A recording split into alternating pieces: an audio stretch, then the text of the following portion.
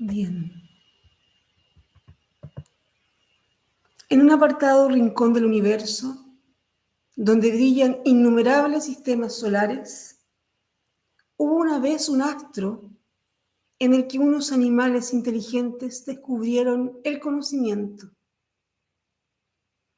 Fue el minuto más engreído y engañoso de la historia universal, aunque, a fin de cuentas, no dejó de ser un minuto. Tras un breve respiro de la naturaleza, aquel astro se heló y los animales inteligentes hubieron de morir. Aunque alguien hubiera ideado una fábula así, no habría ilustrado suficientemente el estado tan sombrío, lamentable y efímero en que se encuentra el intelecto humano dentro del conjunto de la naturaleza. Hubo eternidades en las que no existió, y cuando desaparezca no habrá ocurrido nada, puesto que ese intelecto no tiene ninguna misión que vaya más allá de la vida humana. Únicamente es humano, y solo su creador y poseedor lo considera tan patéticamente como si fuera el eje del mundo. Pero si pudiéramos comunicarnos con un mosquito, sabríamos que también él se haya poseído por ese mismo pathos cuando surca el aire y que se considera el centro alado del mundo. Y es que no hay un ser en la naturaleza, por insignificante y despreciable que parezca, que al más pequeño soplo de esa capacidad de conocer no se hincha enseguida como un odre. Lo mismo que cualquier mozo de cuerda quiere tener admiradores, el filósofo, que es el más engreído de los hombres, está convencido de que el universo tiene puesta telescópicamente su mirada en sus actos y en sus pensamientos. Resulta curioso que se comporte así el intelecto cuando solo representa una ayuda de que dispone la criatura más desfavorecida, vulnerable y efímera para conservar la vida, de la que por otra parte, sin ese aditamento, desaparecería tan rápidamente como el hijo de Lessing, por toda clase de motivos. Semejante orgullo, junto al conocimiento y a la sensación, que son como una niebla que ciega los ojos y los demás sentidos de los hombres, hace que éstos se engañen sobre el valor de su existencia, dado que dicho orgullo valora el conocimiento del modo más halagüeño. El efecto más general de esto es el engaño, aunque sus efectos particulares se caracterizan en buena medida por lo mismo. Con vistas a la conservación del individuo, el intelecto ejerce su fuerza principal en el acto de fingir, pues este es el medio que tienen los individuos más débiles y menos fuertes de sobrevivir, ya que no disponen de cuernos ni de dientes afilados como los animales de presa para defenderse de la lucha por la vida. Este arte de fingir llega en el hombre a su punto culminante en él: el disimulo, la adulación, la mentira, el fraude, la calumnia, el engaño, la apropiación de brillos ajenos, el disfraz, el convencionalismo encubridor, la representación de un papel ante sí mismo y ante los demás. En suma, el revoloteo constante alrededor de la llama de la vanidad es a tal punto regla y ley que apenas hay nada más incomprensible como que el hombre tienda sinceramente a la verdad pura.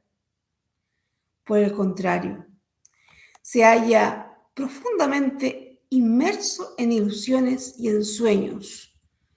Su mirada resbala por la superficie de las cosas de las que solo percibe formas. Su sensibilidad no le lleva en modo alguno a la verdad, sino que se limita a recibir estímulos como si jugara a palpar el dorso de las cosas. Por otra parte, durante toda su vida el hombre es engañado cada noche por sus sueños, sin que su sentido moral trate de impedirlo, pese a que ha habido hombres que han dejado de roncar a fuerza de voluntad. Pero, de hecho, ¿qué sabe el hombre de sí mismo?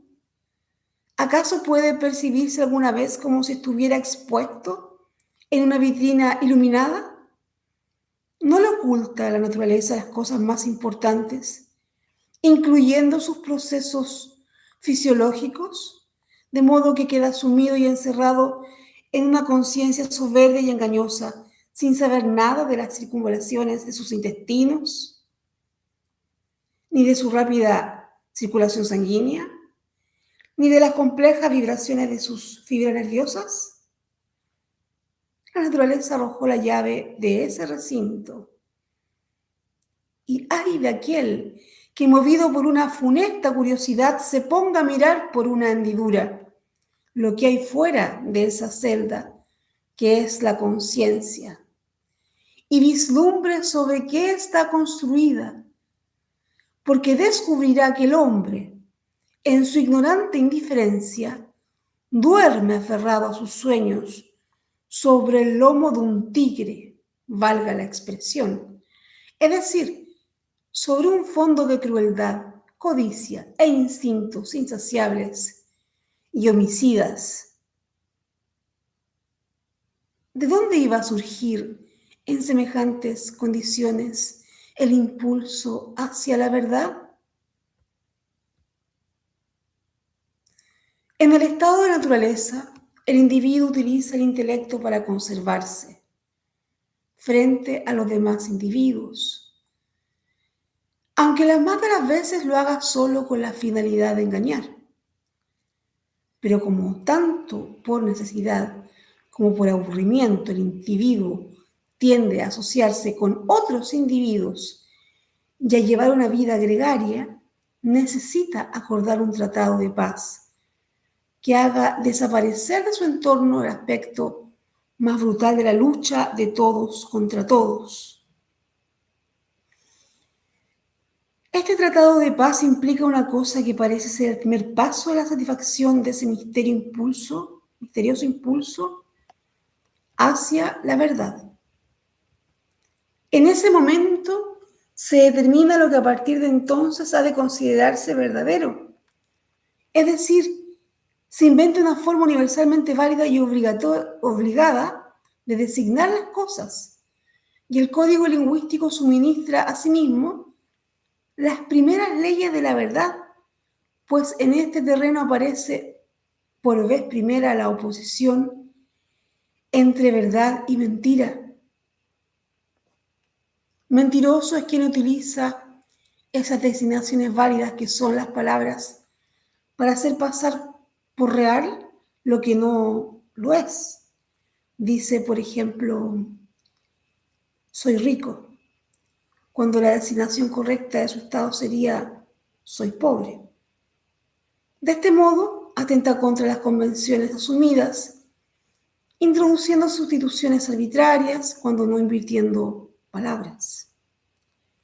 Si hace esto en provecho propio y perjudicando a otros, perderá la confianza de la sociedad, que la expulsará de su seno.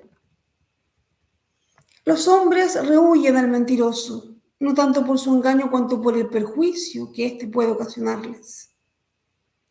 En este sentido, no detestan realmente el engaño, sino las consecuencias nefastas y nocivas de cierto tipo de mentiras. Asimismo, no desea la verdad, sino en el siguiente sentido restringido. Busca las consecuencias favorables de la verdad, en la medida en que contribuyan a conservar su vida. Frente al conocimiento puro que no tiene consecuencias para la vida, se muestra indiferente, llegando incluso a manifestarse hostil ante verdades que pueden tener para él efectos perjudiciales y destructivos. ¿Son entonces estas convenciones lingüísticas producto del conocimiento y del sentido de la verdad? ¿Responden las designaciones a las cosas? ¿Es el lenguaje la expresión adecuada de toda realidad? Solo mediante el olvido puede el hombre llegar a pensar alguna vez que posee una verdad en el sentido que acabo de reseñar. A menos que se contente con meras tautologías, esto es, con cáscara vacía de contenido, estará constantemente tomando ilusiones por verdades. ¿Qué es una palabra? La transcripción en sonido de una excitación nerviosa. Ahora bien, deducir de una excitación nerviosa que existe fuera de nosotros una causa de la misma supone ya una utilización abusiva y justificada del principio de razón. Si en el origen del lenguaje la verdad fuera el único factor determinante y la certeza el criterio definitivo para designar todas las cosas, ¿de qué manera podríamos entonces decir con propiedad que la piedra es dura, como si captáramos lo duro de una forma distinta a la mera excitación subjetiva? Por otra parte, dividimos las cosas en géneros y decimos que el árbol es masculino y la planta femenina. ¿Qué analogía tan arbitraria? ¿Qué extralimitación del canon de la verdad? Cuando hablamos de una serpiente, estamos designando solo el hecho de serpentear, por lo que podríamos aplicar la misma palabra al gusano. ¿Qué determinación más caprichosa? ¿Qué parcialidad cuando elegimos una u otra propiedad para designar una cosa? Si comparamos entre sí los diferentes idiomas, obtendremos la evidencia de que las palabras no alcanzan nunca la verdad ni la expresión adecuada, pues de lo contrario, no existirían tantos idiomas. La cosa en sí, que sería precisamente la verdad pura y sin consecuencias, resulta totalmente inaccesible, aunque tampoco lo desea quien crea un idioma, pues este se limita a designar las relaciones que guardan las cosas con los hombres y a expresarlas mediante las metáforas más audaces. Transpone una excitación nerviosa a una imagen, primera metáfora, y convierte a su vez esa imagen en un sonido, segunda metáfora. Y en cada salto, y en cada caso salta de una esfera a otra diferente. Imaginemos que un hombre que fuese totalmente sordo y que nunca hubiese experimentado ninguna sensación sonora ni musical, contemplara en la arena las figuras sonoras de Charladni. Cuando saliese de su asombro y descubriese que su causa son las vibraciones de la cuerda, aseguraría que en adelante ya sabía qué es lo que los hombres llaman sonido. Lo mismo nos sucede a nosotros con el lenguaje. Cuando hablamos de árboles, colores, nieve o flores, creemos saber algo sobre las cosas mismas, pero solo poseemos metáforas de las cosas que no corresponden en modo alguno a su ser natural. Así como el sonido se representa en la arena mediante figuras, esa X enigmática que es la cosa en sí, se presenta primero como una excitación nerviosa, segundo como una imagen y por último como un sonido. Por consiguiente, el nacimiento del lenguaje no sigue un proceso lógico y todo el material del que parte, que utiliza el buscador de la verdad, el investigador, el filósofo, procede sino de Cucópolis de las nubes, tampoco del ser de las cosas. Pensemos ahora en la formación de los conceptos. Una palabra se convierte en concepto en la medida en que no recuerda de ninguna manera la experiencia original, única y totalmente singular, a la que debe su aparición, sino que ha de aplicarse a la vez a una multitud de cosas más o menos similares. Es decir, que no son idénticas en un sentido estricto, sino por consiguiente diferentes.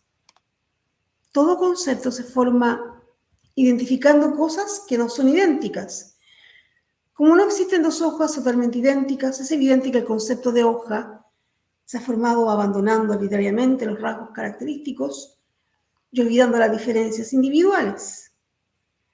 Surge entonces la idea de que en la naturaleza hay algo aparte de las hadas, que es, entre comillas, la hoja en sí.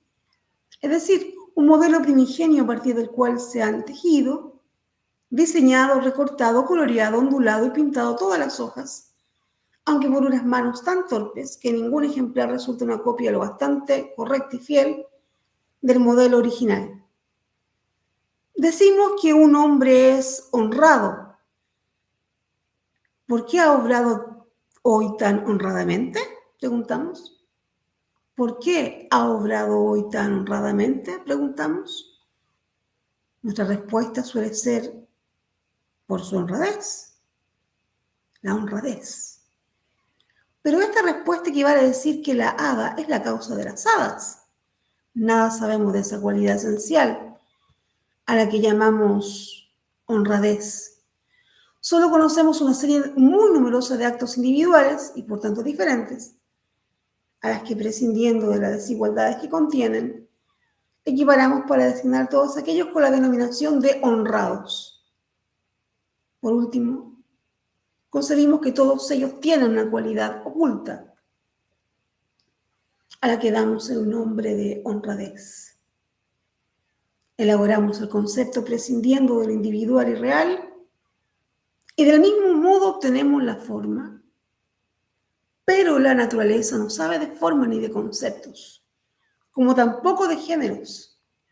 En ella solo existe una X a la que no podemos acceder ni definir, igualmente antropomórfica en nuestra oposición entre individuo y especie, que no procede del ser de las cosas, aunque no me atrevo a decir que nos ajusta a ella, pues estaría formulando una afirmación dogmática y en cuanto tal, tan indemostrable como su contraria.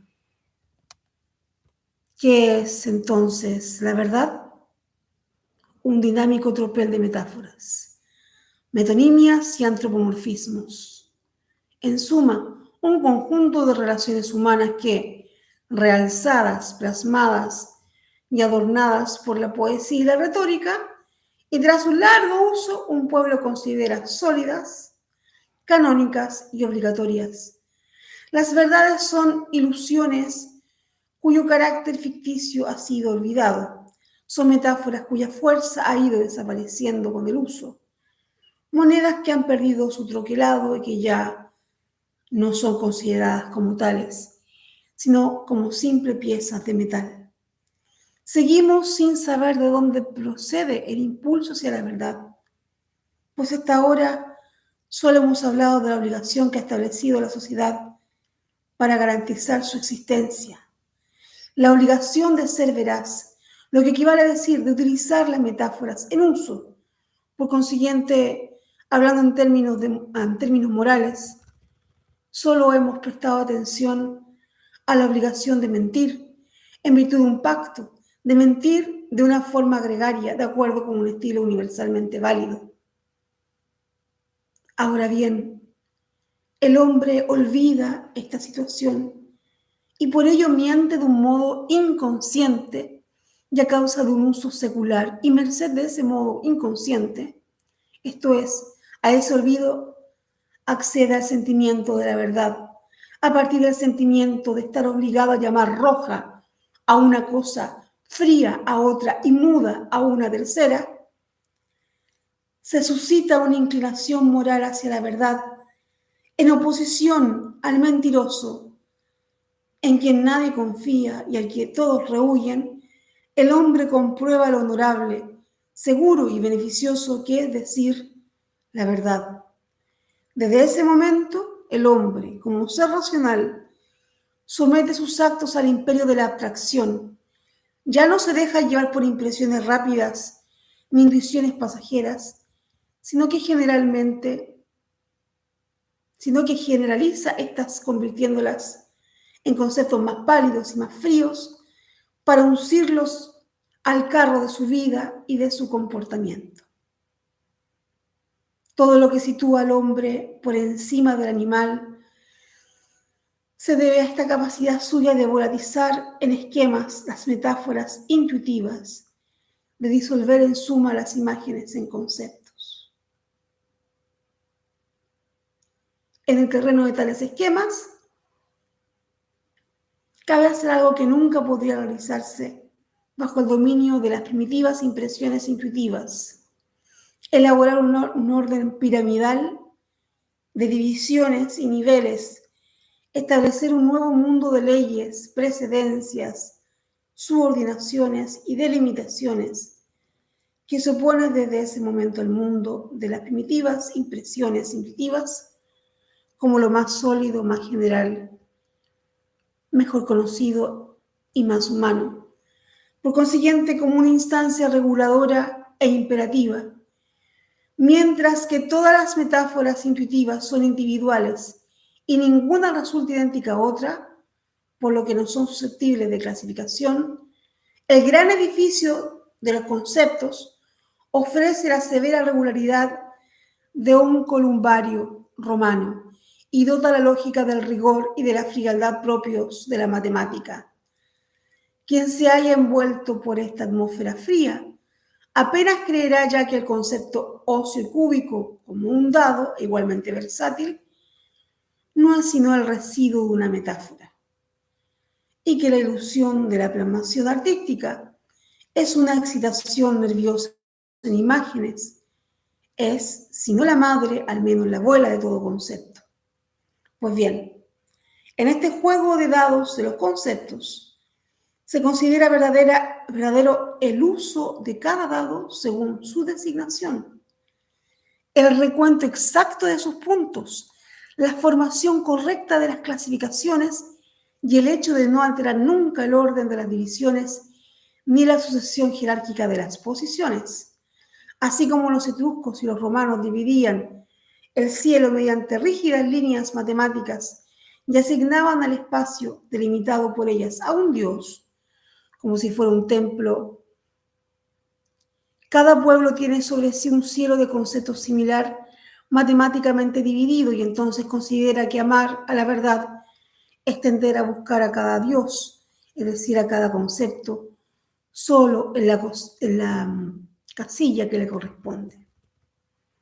En este sentido, cabe admirar el poderoso genio constructor del hombre, que es capaz de levantar sobre cimientos tan inestables, sobre una corriente de agua, por decirlo así, una catedral de conceptos extremadamente compleja. Aunque claro está, para encontrar apoyo en tales cimientos, esa construcción ha de ser una especie de telaraña lo suficientemente flexible para acomodarse a las olas y lo bastante sólida para que no se la lleve el viento a placer. Como genio de la arquitectura, el hombre está muy por encima de las abejas, pues estas construyen con la cera que recogen de la naturaleza, mientras que el hombre lo hace con conceptos, es decir, con un material mucho más frágil que ha de empezar por fabricarse él mismo. Esto es lo que hace el hombre digno de una gran admiración y no tanto su inclinación a la verdad, al conocimiento puro de las cosas. Si alguien esconde una cosa detrás de un matorral y luego la busca en ese sitio y la encuentra, su descubrimiento no le da motivo para vanagloriarse demasiado. Sin embargo, esto es precisamente lo que supone buscar y descubrir la verdad, dentro del ámbito de la razón. Si defino lo que es un mamífero y luego aplico esa denominación a un camello, es evidente que habré formulado una verdad, pero el valor de ésta será reducido, pues se tratará de una verdad enteramente antropomórfica, que en ningún aspecto podrá considerarse verdadera en sí, esto es, real y universal independientemente del hombre. En última instancia, quien busca tales verdades solo trata de humanizar el mundo, de comprenderlo en términos humanos, y en el mejor de los casos consigue el sentimiento de una asimilación. Lo mismo que el astrólogo observa las estrellas, creyendo que están al servicio de los hombres que guardan una relación con su felicidad y su desdicha. Un investigador semejante considera que el mundo entero está vinculado al hombre, que es el eco infinitas veces repetido de ese sonido originario que es el hombre. La copia infinitas veces reproducida de ese modelo que es el hombre. Su procedimiento consiste en considerar que el hombre es la medida de todas las cosas, con lo que parte del error de pensar que tiene ante sí tales cosas de una forma inmediata como objetos puros, es decir, olvida el carácter metafórico de las intuiciones originarias y las toma por las cosas mismas. Solo en virtud de este olvido del primitivo mundo de metáforas, solo en virtud del endurecimiento y de la petrificación de la impetuosa corriente de imágenes surgidas de su fantasía, solo en virtud de su creencia inamovible de que este sol, esta ventana, esta mesa son una verdad en sí, en suma, solo en virtud del hecho de que el hombre se olvida que es un sujeto y un sujeto que actúa como creador y como artista, vive con cierta tranquilidad, seguridad y coherencia. Si pudiera atravesar, aunque solo fuera por un instante, los muros de esa creencia que le impresiona, desaparecería al punto su autoconciencia. Ya le cuesta bastante reconocer que el insecto y el pájaro perciben un mundo completamente distinto al suyo y que preguntar cuál de las dos percepciones del mundo es la correcta constituye una cuestión carente de sentido, pues solo podría resolverse utilizando como medida la percepción correcta, es decir, según una medida de la que no se dispone. Por otra parte, hablar de percepción correcta, es decir, de la expresión adecuada de un objeto en el sujeto, me parece un absurdo lleno de contradicciones, pues entre dos esferas absolutamente distintas, como son las del objeto y del sujeto, no hay ningún vínculo de causalidad, ninguna exactitud, ninguna expresión posible, sino lo sumo una conducta estética, es decir, una transcripción alusiva, una traducción balbuceante a un lenguaje completamente extraño, para lo que se requeriría en todo caso una esfera intermedia y una fuerza mediadora que dispusieran de libertad para poetizar e inventar. La palabra fenómeno implica muchas seducciones, por lo que procuro evitarla, habida cuenta de que no es cierto que el ser de las cosas se manifieste en el mundo empírico. Un pintor sin manos que quisiera expresar cantando el cuadro que ha concebido podría revelarnos en este tránsito de una esfera a otra mucho más que el mundo empírico sobre el ser de las cosas. Aún más la relación entre una excitación nerviosa y la imagen en que ésta se plasma no tiene de suyo un carácter necesario, pero cuando se produce la misma imagen millones de veces se transmite en herencia a lo largo de muchísimas generaciones y sobre todo se da en todo ser humano como consecuencia siempre de la misma circunstancia. Acaba adquiriendo para el hombre el mismo significado como si fuera la imagen única y necesaria, como si la relación entre la excitación nerviosa originaria y la imagen producida guardase una estrecha relación de causalidad, del mismo modo que un sueño que se repitiera eternamente sería considerado, percibido y juzgado como una realidad absoluta. Sin embargo, el endurecimiento y la verificación de una metáfora no garantiza en modo alguno la necesidad y la legitimidad exclusiva de dicha metáfora. Todo hombre familiarizado con estas consideraciones habrá experimentado necesariamente una profunda desconfianza hacia cualquier forma de idealismo, a la vez que estará convencido de manera bastante clara del carácter consecuente, universal e infalible de las leyes naturales, y habrá llegado a la siguiente conclusión. En el mundo de las alturas que alcanza el telescopio y en las profundidades a donde llega el microscopio, todo es tan seguro, elaborado, infinito, regular, indefectible, que la ciencia podrá explotar eternamente esas minas con éxito.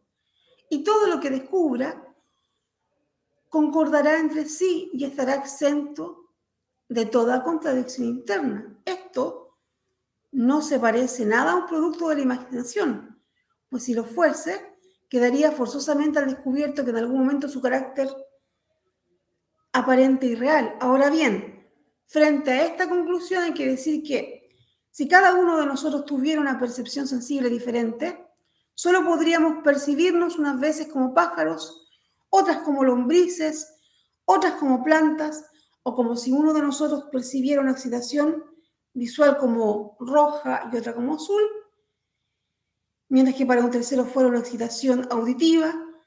Nadie diría que la naturaleza se encuentra regulada por tales leyes, sino que la concebiría solo como un producto sumamente subjetivo. Por consiguiente, ¿qué es? Para nosotros, a fin de cuentas, una ley de la naturaleza, algo que no conocemos en sí mismo, sino solo por sus efectos, es decir, por sus relaciones con otras leyes de la naturaleza, que a su vez no conocemos, sino como relaciones añadidas a otras. Así pues, todas estas relaciones no hacen más que remitir constantemente unas a otras, mientras que su esencia nos resulta totalmente incomprensible. En realidad únicamente conocemos lo que aportamos a ellas, el tiempo y el espacio, es decir, las relaciones de sucesión y los números. Sin embargo, todo lo que nos maravilla y asombra de las leyes de la naturaleza, lo que reclama nuestra explicación y lo que podría hacernos desconfiar de ese idealismo, no radica más en el rigor matemático y en la inviolabilidad de las representaciones del tiempo y del espacio, y en ninguna otra parte más. Ahora bien, esas representaciones las producimos en nosotros y las proyectamos fuera de nosotros, tan necesariamente como teje la araña su tela. Si estamos constreñidos a no concebirlo todo más que bajo esas formas, no es de admirar que solo captemos realmente las cosas dichas formas, pues todas ellas implican necesariamente las leyes del número, y el número es precisamente lo más admirable que tienen las cosas. Toda esa legalidad del curso de los astros y de los procesos químicos que tanto nos impone coincide, en el fondo, con esas propiedades que añadimos a las cosas, de forma que con esto somos nosotros mismos quienes nos infundimos respeto. De ello resulta sin duda que esta formación artística de metáforas